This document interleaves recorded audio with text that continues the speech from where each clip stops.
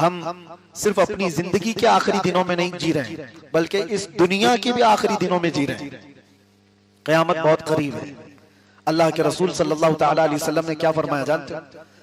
अना वस्साअ, हुजूर फरमाते मैं और क़यामत ऐसे हैं। दो उंगलियां बता करके मेरे आका ने फरमाया मैं और क़यामत ऐसे इतने करीब हैं। अल्लाह के रसूल सल्लल्लाहु तआला अलैहि वसल्लम फरमाते हैं क़यामत इतनी करीब है और क़यामत की जितनी छोटी निशानियां थी सब हो गई, तकरीबन हो गई। हुजूर ने जो जो बयान फरमाया था वो निशानियां सब आ गई, बड़ी चंद निशानियां बाकी रह गई, वो भी बिल्कुल मुंह पर है, बिल्कुल करीब है। जो हालात आज दुनिया के बता रहे हैं इसमें बड़ी निशानियां बहुत जल्दी आने वाली। बड़ी निशानियों में क्या है? दज्जाल का जाहिर होना, याजूज माजूज का निकलना, इमाम मेहदी का ज़हूर, ईसा अलैहिस्सलाम का आसमानों से आना, और वो वक्त भी आएगा कि अचानक पूरे दुनिया में शोर मचेगा कि सूरज पश्चिम से निकल आएगा। सूरज कहां से निकलता है? पूरब से, ईस्ट से, और सूरज एक दिन वेस्ट से निकलेगा, आधा दिन उल्टा निकलेगा। और वो दिन फरमाया गया तौबा के कबूल होने का आखिरी दिन है। सूरज के पश्चिम से निकलने के बाद किसी की तौबा कबूल नहीं होगी और किसी का ईमान भी कबूल नहीं होगा। अगर कोई उसके बाद ईमान लाया तो ईमान भी कबूल नहीं। दाब्बतुल अर्द का निकलना होगा, जो पूरी दुनिया में घूमेगा, मुसलमान की पेशानी पर वो एक मोहर लगाएगा सुलेमान अलैहिस्सलाम की अंगूठी से, और काफिर की पेशानी पर वो मूसा अलैहिस्सलाम के असा से एक लकीर खींच देगा। सब फर्क हो जाएंगे, अलग अलग हो जाएंगे, पता चल जाएगा। लेकिन उससे पहले के जो हालात हैं, हुजूर पाक सल्लल्लाहु तआला अलैहि वसल्लम ने जो फरमाया मैं देख रहा हूं, कयामत उस वक्त तक नहीं आएगी जब तक पूरी दुनिया में यहूदी और ईसाइयों की हुकूमत ना हो जाए, बिल वास्ता या बिला वास्ता, मक्का और मदीने को छोड़कर पूरी दुनिया पर ये काबिज हो जाएंगे। जो हालात बन रहे हैं, लोग अपने अपने मजे में जी रहे हैं, लेकिन हालात ये आएंगे, क्या पता हम जिस वक्त चल रहे हैं ये वो हालात हैं जब उनकी हुकूमत का हो, लेकिन एक वक्त वो भी आएगा। मेरे आका सल्लल्लाहु अलैहि वसल्लम ने फरमाया फिर ये हुकूमतें खत्म होगी, इमाम मेहदी का ज़हूर होगा, तो पूरी कायनात में एक घर भी नहीं होगा जहां से ला इलाहा इल्लल्लाह की आवाज ना आती। पूरी दुनिया में एक घर भी बाकी नहीं रहेगा जहां इस्लाम ना होगा। हर घर से ईमान वाला और इस्लाम वाला, और फिरके भी नहीं होंगे, सब एक दीन पर होंगे, एक दीन पर, हक दीन पर कायम होंगे। पूरी दुनिया की बात कर रहा हूं। लेकिन मेरे अजीजों, अब ये नसीब की बात है, हम उस दौर में नहीं हैं, हम उससे पहले वाली निशानियों के दौर में। क्या पता हमारी जिंदगी के वो अयाम आएंगे जब इमाम मेहदी का ज़हूर होगा, वो दिन भी हम देखेंगे जब गलबा इस्लाम का होगा, ईमान का होगा, नहीं पता। लेकिन अगर उससे पहले ही दुनिया से जाने वाले हैं तो ये बहुत खतरनाक है। अगर हम जल्दी दुनिया से जाने वाले हैं फितनों के दौर में, अल्लाह अकबर, डर है। किस चीज का डर है? हुजूर ने फरमाया सुबह मोमिन उठेगा लेकिन शाम तक काफिर हो जाएगा। ये फितनों के दौर में हुजूर ने फरमाया। और तस्बीह के दाने जिस तरह से तस्बीह टूट जाने के बाद गिर जाते हैं, हुजूर फरमाते मैं देख रहा हूं मेरी उम्मत में फितने इस तरह से होंगे जैसे तस्बीह के दाने, एक को संभालने जाएगा दूसरा निकल जाएगा, दूसरा पकड़ने जाएगा तीसरा निकल जाएगा। ये आज वही दौर है। एक फितना खत्म करने के लिए आप कोशिश करेंगे तो दूसरा और एक फितना आपके सामने नजर आएगा। एक फिरका अभी खत्म नहीं हुआ था कि दूसरा फिरका खड़ा हो जाएगा। ये वही दौर है। और हुजूर पाक सल्लल्लाहु तआला अलैहि वसल्लम की जो निशानियां की गई उसमें एक निशानी ये भी है जो अनकरीब आएगी। लोग मुसलमान को देखकर ऐसा ताना मारेंगे जैसे जिना करने वाले को ताना मारते हैं। कहते हैं सारे लोग दिखा दिखा के बोलेंगे ये देखो ये मुसलमान है। यानी मुसलमान बन करके रहना इतना सख्त हो जाएगा कि सारे लोग उसको उंगली दिखा दिखा करके ताना मारेंगे, जैसे चोर को आज ताना मारते हैं लोग। आज कोई बुरा आदमी हो तो लोग अपने मुंह छुपा ले या फिर उसकी तरफ इशारा करके बताते हैं ये देखो ये रेपिस्ट है, ये देखो ये जानी है। एक दौर वो होगा जो सच्चे मुसलमान को लोग इस तरह दिखा दिखा करके बोलेंगे, बाकी सब क्या होंगे? वो सब डूबे हुए लोग होंगे, वो सब गुमराह होंगे। इसीलिए तो एक अच्छा दिखेगा तो सारे लोग ताना मार रहे होंगे। वो दौर बहुत करीब है जो मैं महसूस कर रहा हूं। अच्छे लोगों की कमी इतनी ज्यादा है मेरे अजीजों, परखने पर आ जाए तो बहुत सारे लोग निकल जाएंगे। कितने लोग हलाल खाने वाले बाकी रह के पता ही नहीं। कितने लोग वो हैं जिनकी 5 वक्त की नमाजें वो गिनने में भी नहीं मिलेंगी। एक वक्त वो था इमाम आजम अबू हनीफा के दौर में, मस्जिद का मुतवल्ली उसे बनाया जाता था जिसकी तहज्जुद ना छूटती हो। यहाँ तो ढूंढने जाओगे फजर और असर और जोहर का ठिकाना नहीं है, तहज्जुद कहां से। और उनके दौर में ये फरमाया गया था अब्दुल्लाह इब्न मसूद के बारे में, उन्होंने उस वक्त कहा था कि जितने अहकाम तुम्हें बताए गए हैं उनमें से अगर तुम 10% भी छोड़ दोगे तो गुमराह हो जाओगे। अब्दुल्लाह इब्न मसूद अपने शागिर्दों से कह रहे हैं उस जमाने में कि जितने अहकाम तुम्हें बताए गए 10% भी छोड़ दो तो गुमराह हो जाओगे। लेकिन एक बात याद रखो, कयामत के करीब इसी उम्मत पर एक वक्त ऐसा आएगा कि अगर ये 10% भी अमल कर ले जाएं तो अपने जमाने के मुत्तकी बनेंगे। ये वो दौर है, 10% पर भी अमल करना मुश्किल हो गया है नौजवानों को।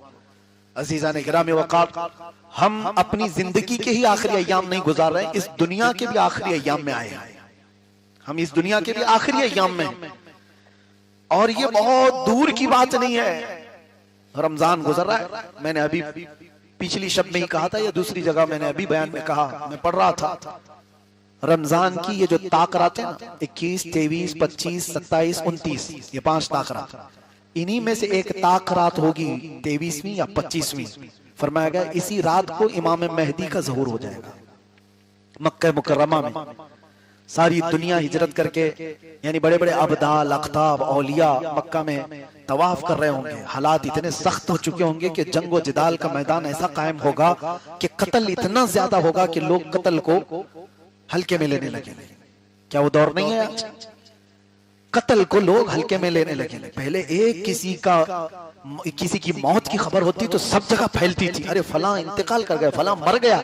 अभी कोई फर्क नहीं पड़ता। फिलिस्तीन में 70,000 लोग मारे गए। किसी के जीने पर कुछ फर्क पड़ा? किसी के ऐश पर कुछ फर्क पड़ा? मौत को हल्के में लेनी शुरू कर देगी उम्मत। हुजूर पाक सल्लल्लाहु अलैहि वसल्लम ने फरमाया एक दौर इन पर वो आएगा कि अगर किसी एक बाप के 100 बच्चे होंगे तो 99 मर जाएंगे, एक जिंदा रहेगा। कत्ल हो जाएंगे इतने, और किसी को कुछ फर्क नहीं पड़ रहा है। आज जो आप हालात देख रहे हैं, मैं इससे कबल भी कहा, आज फिर दोहराता हूं, ये जो मिडिल ईस्ट की जंग को आप देख रहे हैं, ये अचानक तेल और डीजल की जंग नहीं है।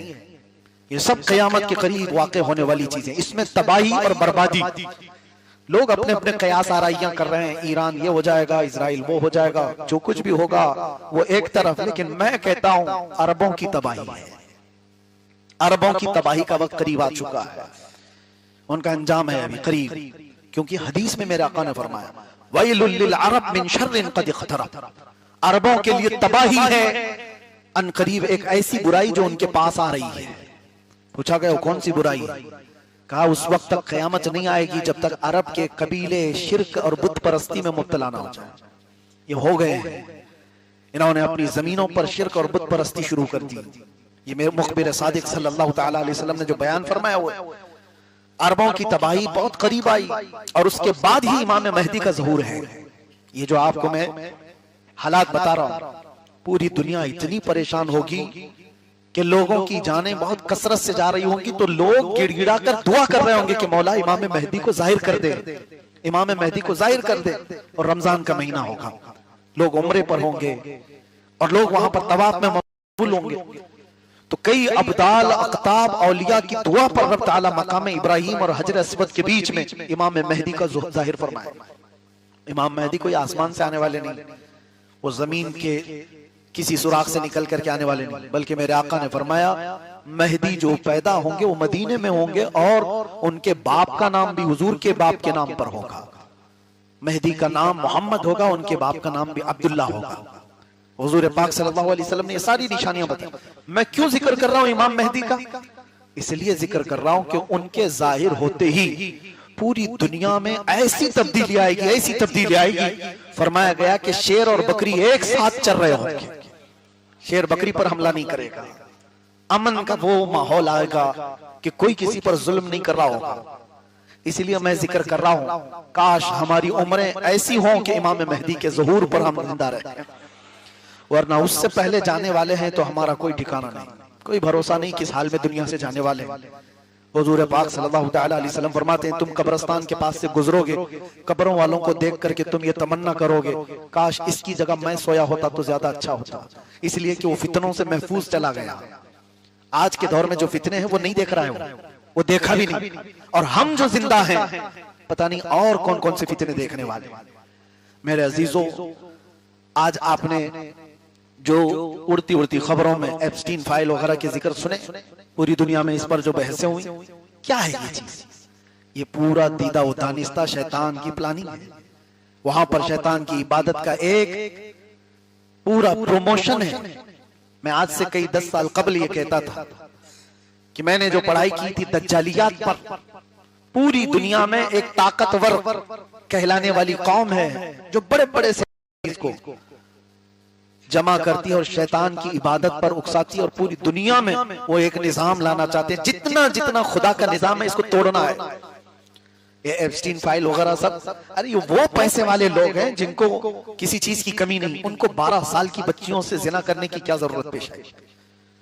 छोटी 9 साल की 10 साल की बच्चियों के साथ रेप करने की क्या उनकी ये हवस कैसे?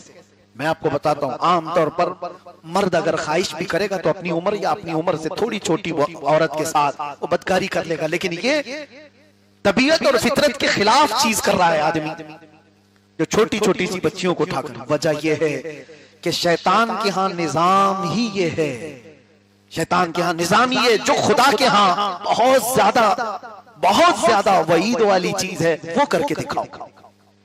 जो अल्लाह को सबसे ज्यादा नापसंद है वो करके दिखाओ। मैं तुम्हें ताकत दूंगा जमीन पर, मैं तुम्हें शोहरत दूंगा जमीन पर, मैं तुम्हें माल दूंगा जमीन पर। इब्लीस लईन उब्बादुश शैतान नाम की एक तंजीम कायम है, आपको पता है, डेविल वर्शिपर्स।